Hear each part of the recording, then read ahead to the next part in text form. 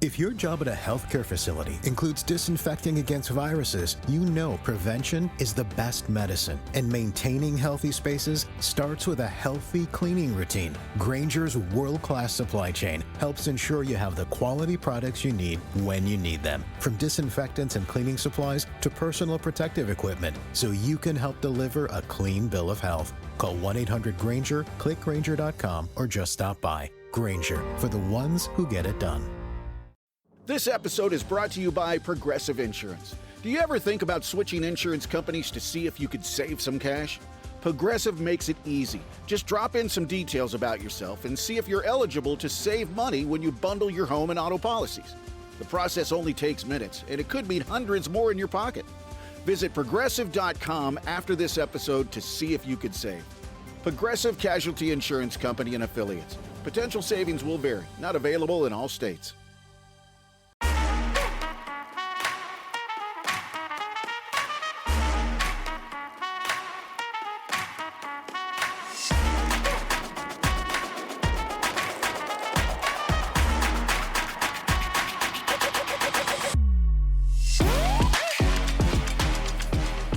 Hello everybody and welcome to another episode of Attack the Baseline, a WNBA podcast where every episode we attack our baseline knowledge of the WNBA, and today there are some flowers that need to be delivered to the Rose Basketball Club, the first champions of Unrivaled. We're going to talk about that, and we're going to do a little bit of a news roundup around the WNBA, but before we get into all that we have on the docket, Kristen, how's it going on this Tuesday evening as we record this podcast? Hello, John. It's good. It's great. I am sad Unrivaled is over. We won't get any new Unrivaled content. Well, hopefully we'll get some in the off season, but we won't get, any games until a year from now, since it was so short. So that's sad. But it was great overall. So bittersweet. Yeah, it was a really fun 10 weeks. We'll reflect on it in better detail over the podcast, but I think they did a really, really good thing with Unrivaled, and I'm glad that it's going to stick around, and I'm looking forward to season 2. Before we get into more details about the games that were played to close out the season, if you're new here, welcome. This is Attack the Baseline, where we talk about the WNBA and women's basketball every single week, always trying to learn more about what we can. If you would like to reach out to us and let us know how you enjoy the podcast, or if you want to talk about a certain subject, you can do so at our email, attackthebaseline@gmail.com, or you can connect with us on Bluesky or Instagram at ATBPod. We're out there. Unfortunately, now with Unrivaled being over, we'll have less things to post about, but we'll post about the women's college basketball tournament, which is coming up next week. If you would like to, go back and check out our episode where we were joined by our friend Dat to talk about the upcoming bracket. And if you'd like to also, you could join our bracket challenge that we're running on ESPN. We currently have 26 people, which I think is a really good showing, and I'm excited to add more to that. I'm very much looking forward to the tournament, but that's not until Friday. Let's wrap up Unrivaled, which we've talked about all season long. The Rose Basketball Club won it out, but let's talk about the semifinals first, because our two teams, the Laces and the Lunar Owls, both choked it away in their first two semifinal appearances. Well, let's talk about the Laces first.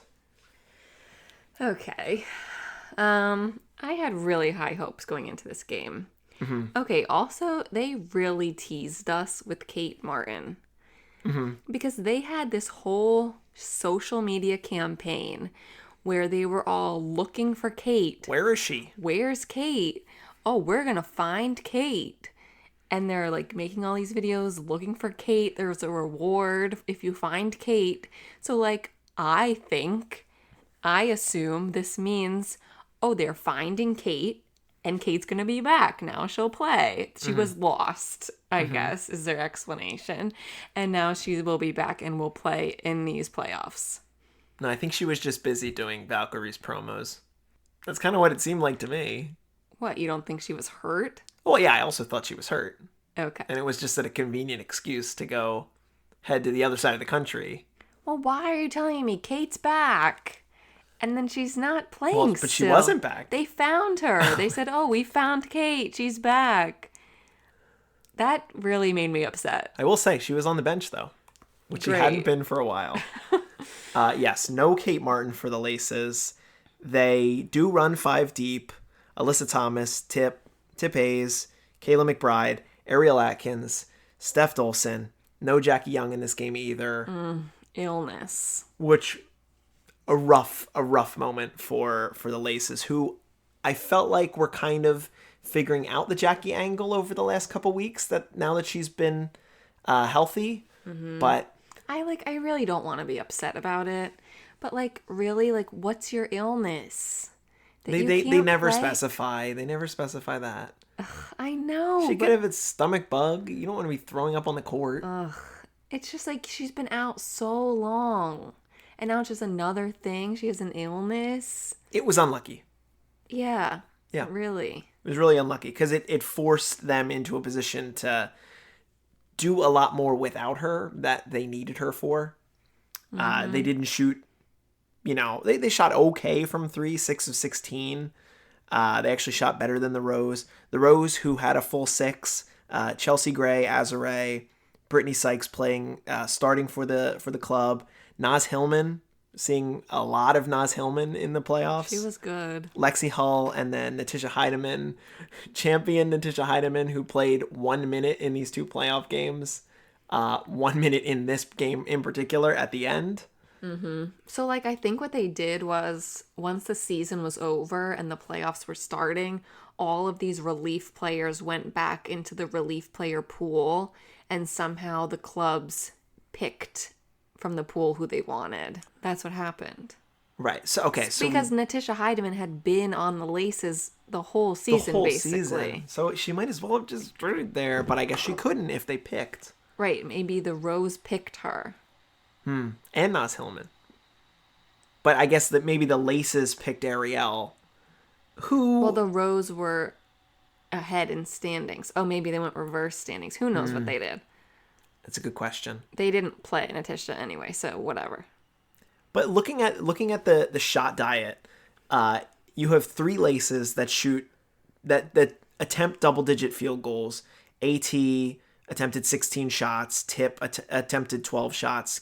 Kayla, who had a pretty rough day, attempted 13 shots. She was only 3 of 13, 2 of 7 from 3. Not the day for Kayla McBride.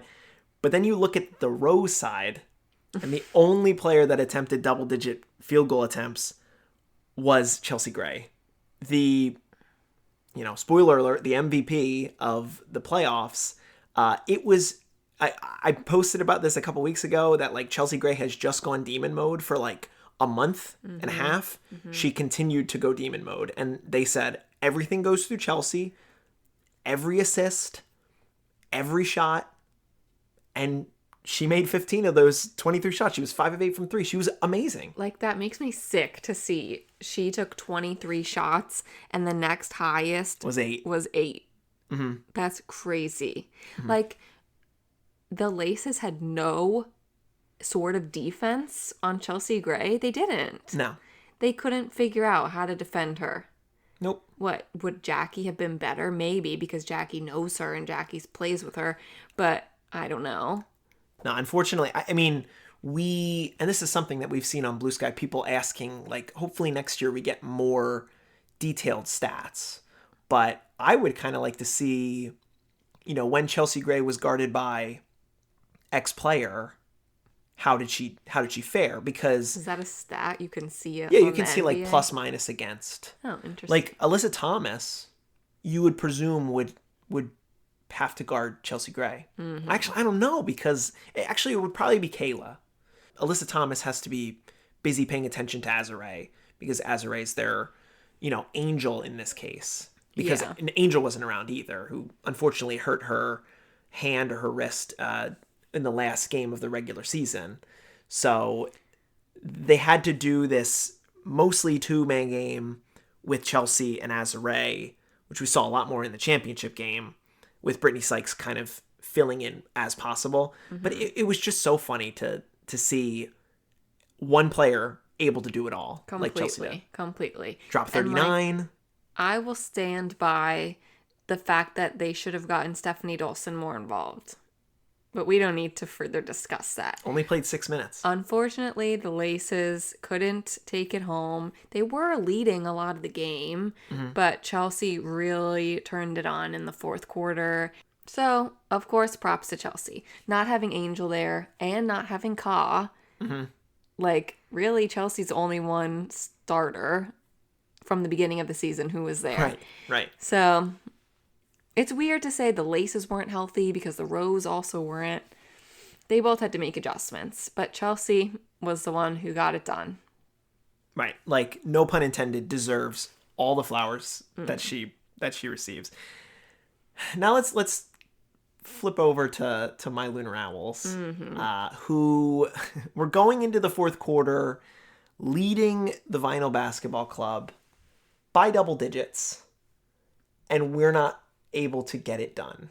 I will admit that while I've been a massive Lunar Owls stan all season long, and I've loved watching them play, even though not everybody enjoys watching them all play, I will say there was a sense of nervousness going into the playoffs when you're a team that goes, 12-1, 13-1, whatever, however many games they won in the regular season, when you just don't have the same adversity, when all of your players have been healthy.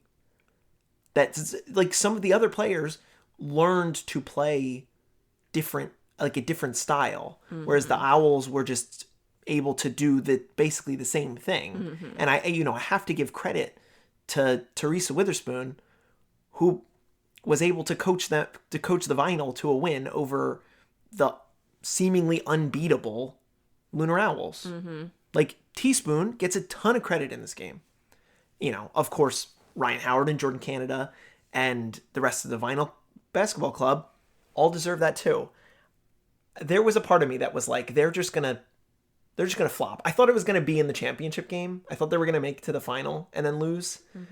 But I didn't feel great, which is like a silly thing to say. But I said to Kristen after this game that, like, this is the first time watching women's basketball that I felt like upset, because I had never been, while we were following the W last year, I wasn't rooting for a team. I was just watching.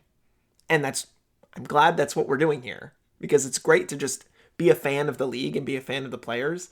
But when you, like, put investment into a team, it hurts when they lose. So it felt bad. Yeah, John was being sad boy on Bluesky about this. I said I hootied my last two, and the people loved it. That's, like, literally the most dramatic thing I've ever heard. They loved it. The people loved it. They thought it was so good. But looking at the fourth quarter, like, you're right, the Owls were winning by 10 points going into the fourth quarter. Yeah. So this should have been, like, a walk in the park to them to the end of this game. Correct. But Nafisa was the only one who had any points in this fourth quarter for the Owls. Skylar missed a free throw.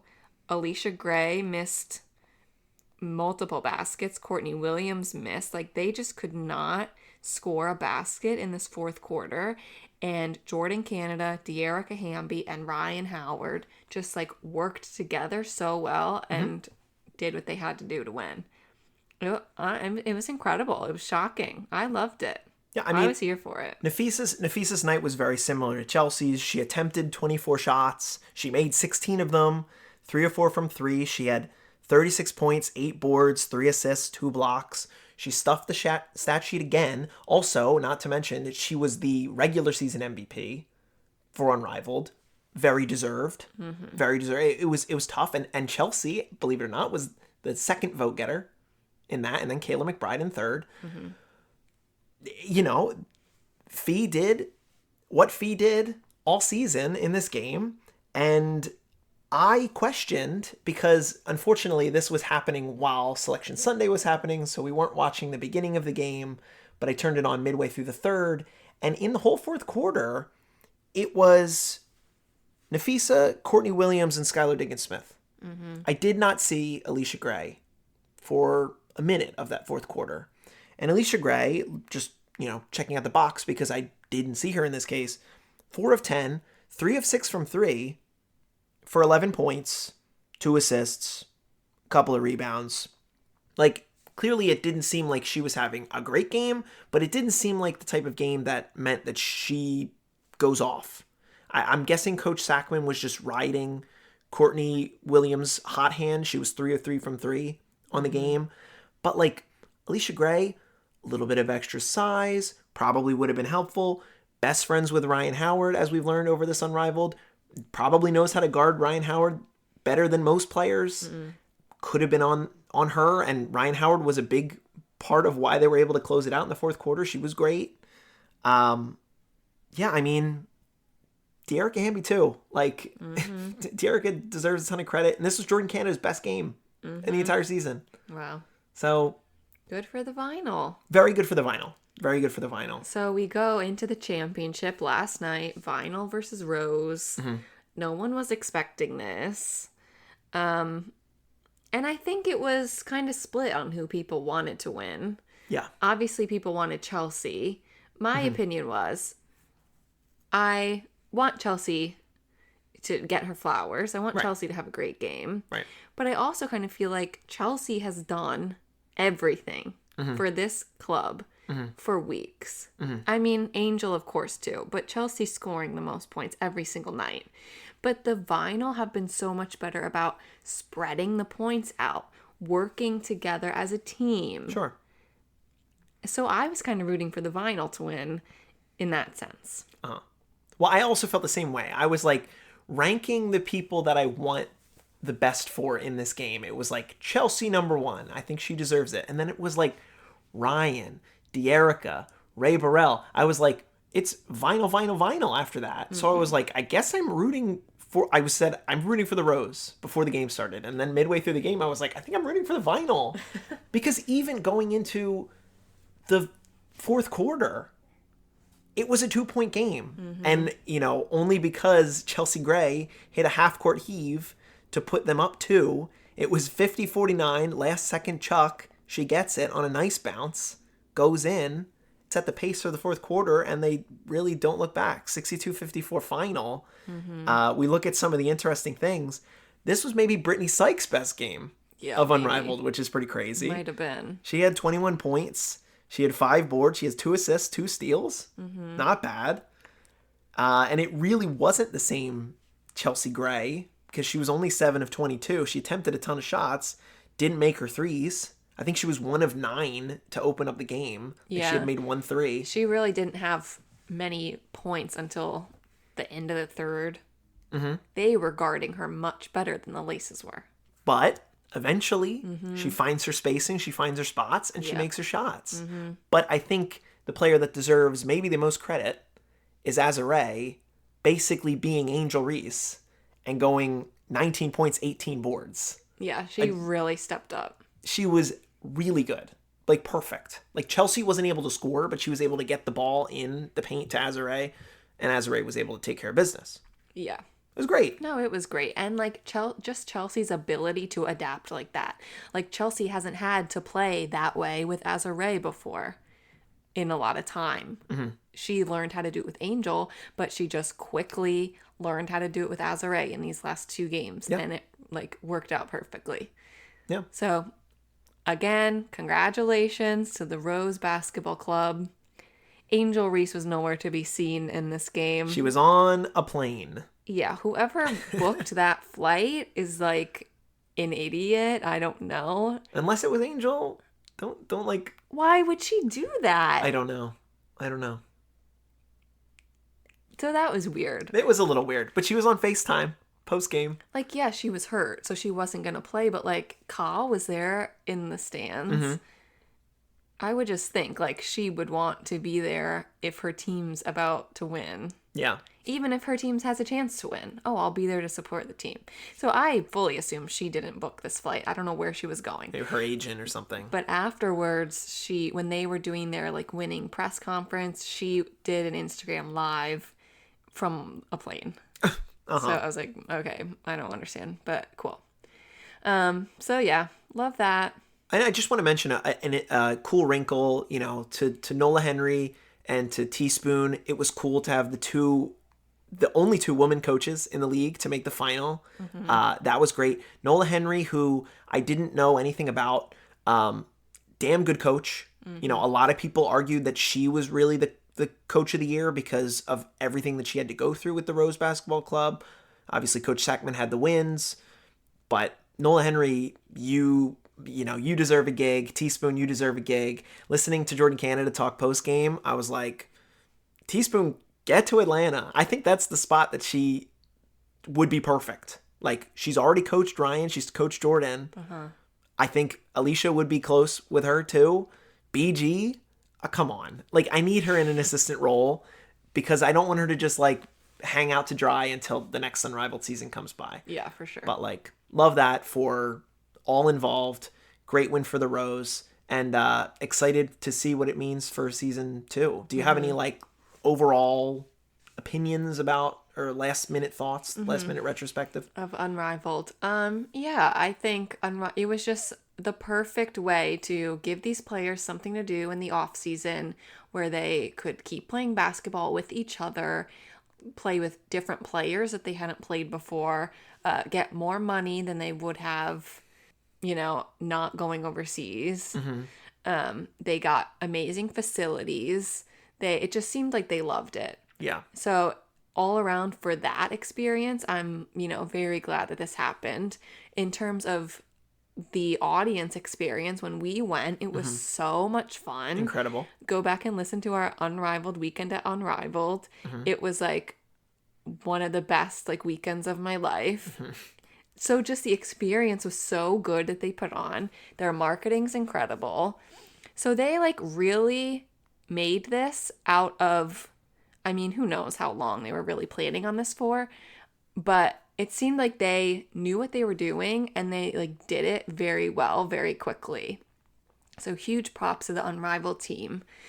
I think growing in the future, it will be interesting to see what they do because the facility is incredibly small. And I would imagine that in the future, they would like to expand the number of tickets they can sell and the number of people they can get to games. But that definitely means going to a different facility, and I don't know if they have that capacity anywhere in Miami or what they're thinking. Are they going to try to go to a different city? I know they've talked about traveling, going to New York for a couple games or something, but it just like that will just completely change the experience. Right. If now you're starting to move teams around instead of having them all in the one complex together all the time. So I'm very curious to see how this changes and grows going into the future. But I was very happy with it. I think it was so much fun. Yeah, I echo most of that, if not all of that. And, the things that I would say, can we get larger rosters? Can we try to avoid having to do this whole relief player? You can still do that, but like the days that we were there where it was like games were in question because players weren't healthy, like that should probably be avoided. Maybe do 8-player rosters if you're able to do that. I wouldn't say add any more teams, just do 6. That's worked. You did talk about how much players love it. I find that like they were getting paid very well and they deserved all of that compensation. I would just say my favorite thing about Unrivaled was that I got to know 36 plus players so much better because they were all crushing it on social media. They were all hanging out. Like TikTok was on fire. Instagram was on fire.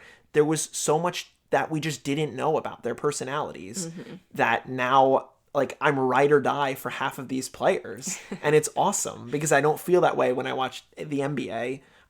Now I'm even more rooting for most of these players. So that is something that I love about Unrivaled. Obviously, we're going to have Paige and Flauj, and we're going to get to see Cam Brink next year, who are all under contract. That's exciting. I don't know who else they're going to add to rosters. Asia Wilson was there last night. If you had to put money on it, would Asia Wilson play in Unrivaled? No. I don't think so either. A lot of people are begging for it. We'll see. But you're going to have new, players that are going to pop in the W this year that might be worth taking a look, that might not want to go to Europe and might want to just play in Miami for the winter. So Right. And like, it's fine if Asia doesn't want to play. Like, the W is Asia's league right now. correct. She doesn't have to. I don't need Asia to be here. Like, I would love it, sure, if she wanted to, but without Asia being there, we got to know so many other players. Like, now we love Natasha Cloud, Right. like Ryan Howard and Alicia Gray, the two rookies on the Miss, Aaliyah Edwards and Rakia Jackson, like all these players that we didn't know that much about before. Now, like, we know and love. Right. And we were talking about in our group chat that we feel like really the only player that we didn't see much from was Aaliyah Boston. And we were like, okay, so now that means Aaliyah Boston, like, this is going to be her game. She's going to go off in this championship game. And she kind of did. She had a good start, and then she kind of disappeared like a cryptid. Yeah. So, but that's like everyone else. Like, I feel much more connected to them. Yeah. Unrivaled champion Natasha Heinemann. That puts the pin on it for me. Great stuff with season 1 of Unrivaled. Very much looking forward to season 2. This episode is brought to you by Progressive Insurance. Do you ever think about switching insurance companies to see if you could save some cash? Progressive makes it easy. Just drop in some details about yourself and see if you're eligible to save money when you bundle your home and auto policies. The process only takes minutes, and it could mean hundreds more in your pocket. Visit Progressive.com after this episode to see if you could save. Progressive Casualty Insurance Company and Affiliates. Potential savings will vary. Not available in all states.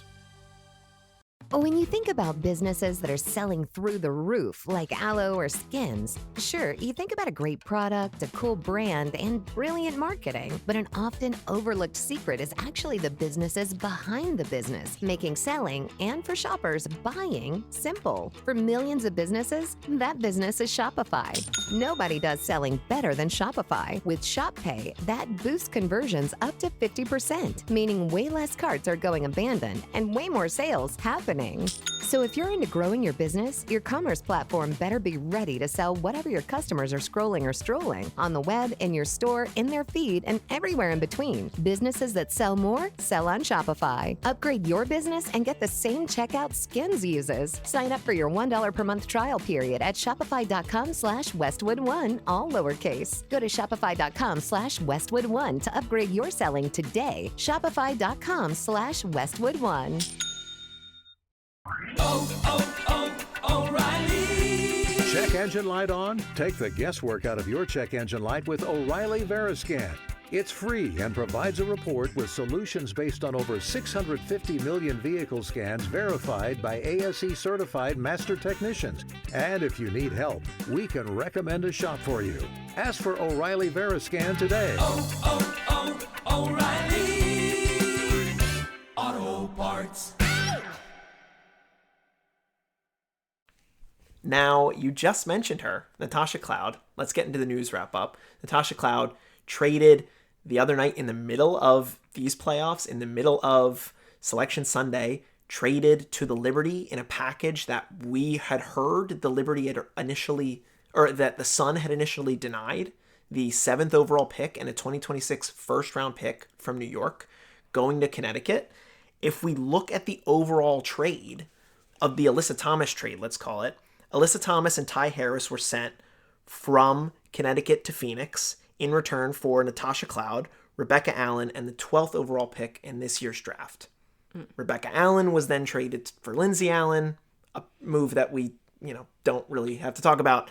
But then Natasha Cloud ends up getting flipped for 2 firsts. So at the end of the day, Alyssa Thomas nets the Sun 3 first-round picks, the 7th pick in this year's draft, the 12th pick in this year's draft, and a 2026 first-round pick, which you would expect to be an end of the first-round pick, considering New York is probably the best team in the W with this move, in my opinion. Yeah.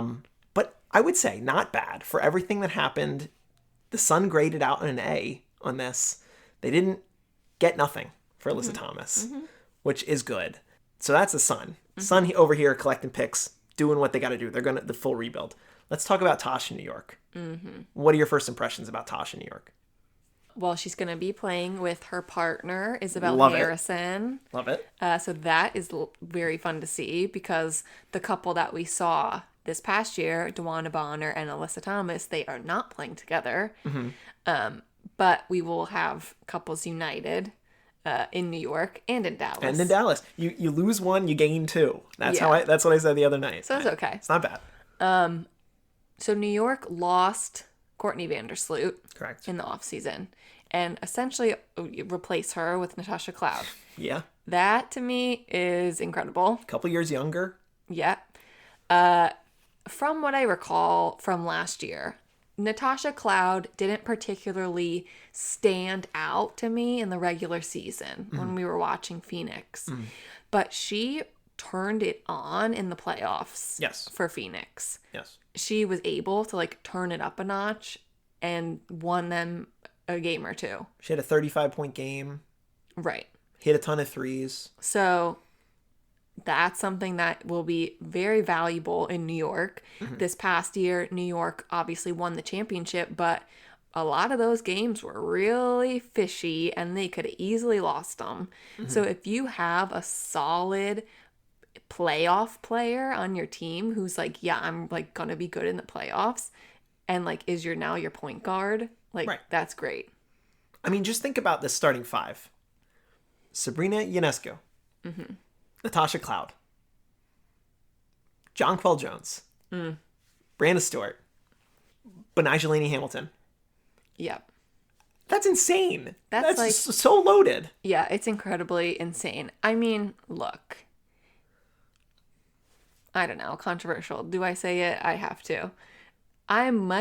The only players I think that I'm lower on after Unrivaled Different are game. Remember, it's a different game, but still. Brianna Stewart and Sabrina Ionescu.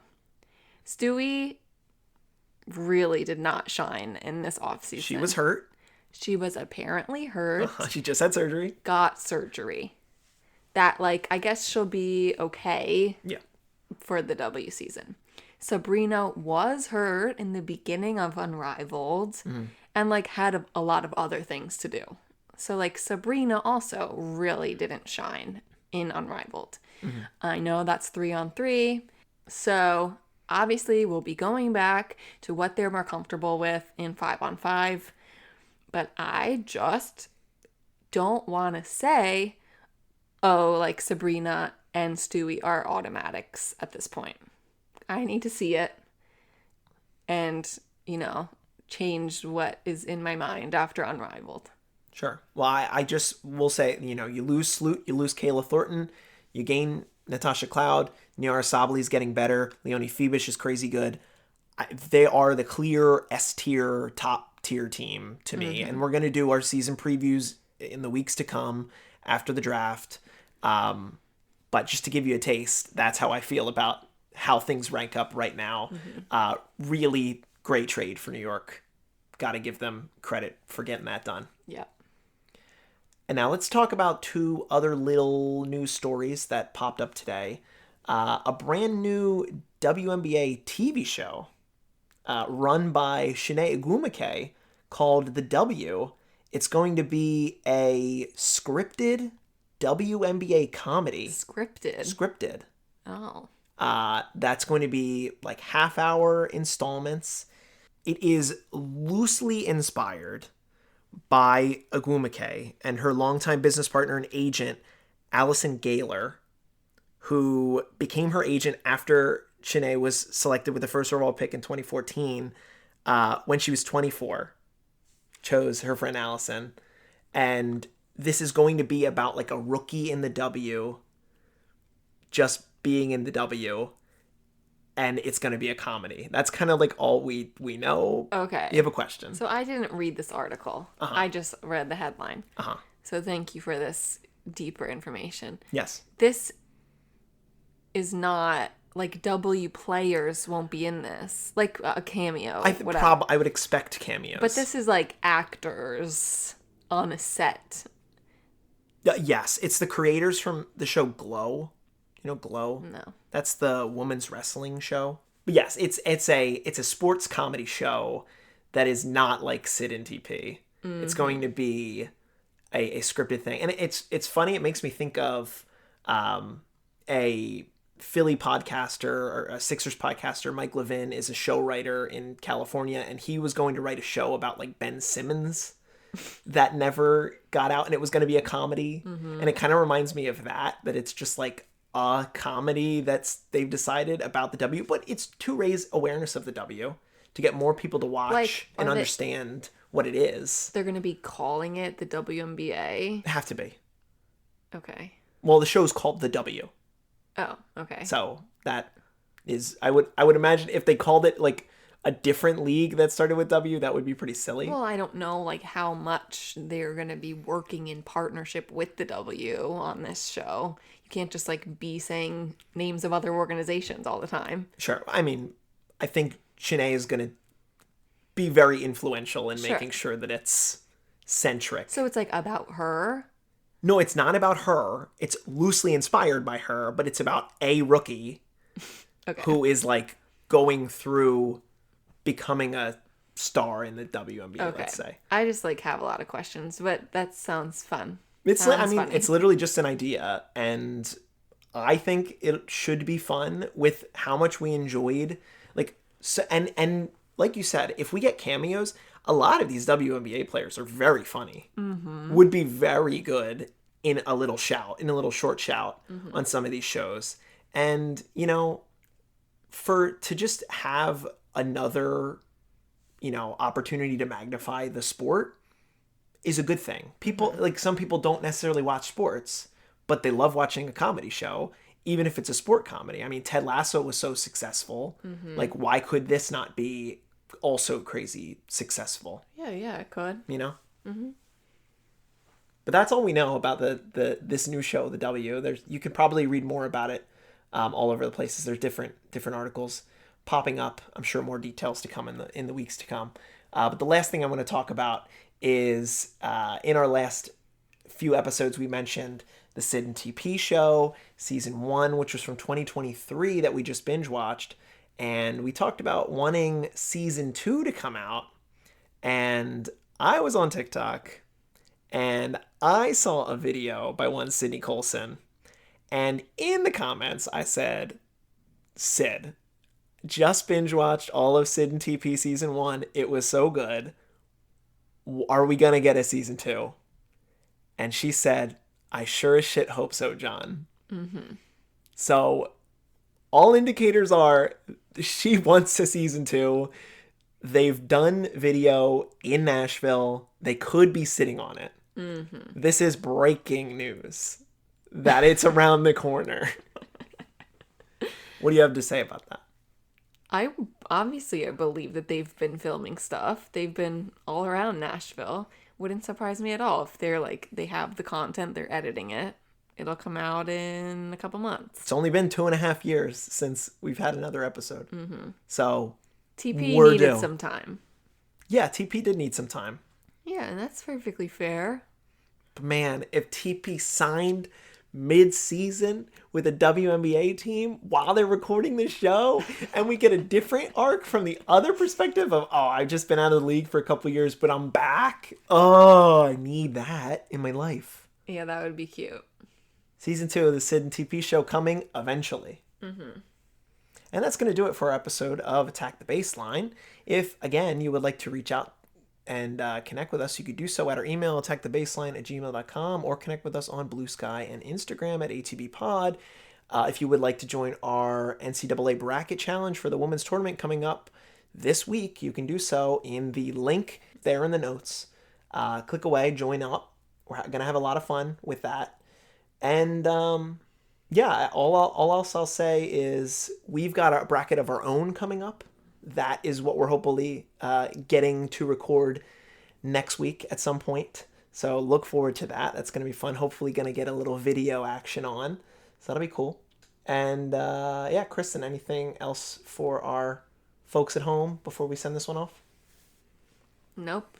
Just ready for March Madness. It's already been mad. March has been absolutely mad. But Kristen, I'm staring at the baseline, and what are we going to do? Attack it. Attack the baseline. Thank you so much for listening, and we will be back to talk about March Madness later on. Until then, ta for now.